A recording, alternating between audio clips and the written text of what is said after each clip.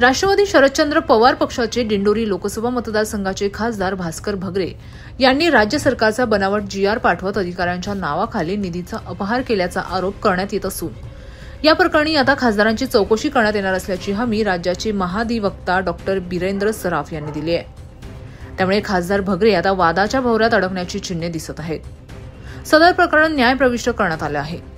नाशिकच्या दिंडोरी मतदारसंघाचे खासदार भास्कर भगरे यांनी अधिकाऱ्यांच्या संगनमताने सार्वजनिक प्रकल्पांच्या नावाखाली निधीचा अपहार करण्यासाठी थेट राज्य शासनाचा अध्यादेशच बनावट तारखेचा पाठवल्याची तक्रार करण्यात आली आहे। भगरे यांनी 2 डिसेंबर 2024 रोजी 6 ऑगस्ट 2024 या तारखेचा बनावट अध्यादेश एका पत्राद्वारे पाठवला। नाशिकमधील पर्यटनस्थळी सुविधा पुरवण्यासंदर्भात हे टेंडर होते। या प्रकरणी नाशिकमधील भद्रकाली पोलिसांनी 18 जून रोजी कार्यकारी अभियंता शैलजा नलावडे यांच्या विरोधात FIR नोंदवला। नलावडे यांनी अटकपूर्व जामिनासाठी 31 जुलै रोजी केलेला अर्ज न्यायालयाने फेटाळला। त्यानंतर नलावडे यांनी ॲडव्होकेट अविनाश आव्हाड यांच्या मार्फत उच्च न्यायालयात जामीन अर्ज करून या प्रकरणामागे खासदार भगरे असल्याचा दावा केला। या प्रकरणात मला बळीचा बकरा केला गेला असल्याचा आरोपही यावेळी करण्यात आला।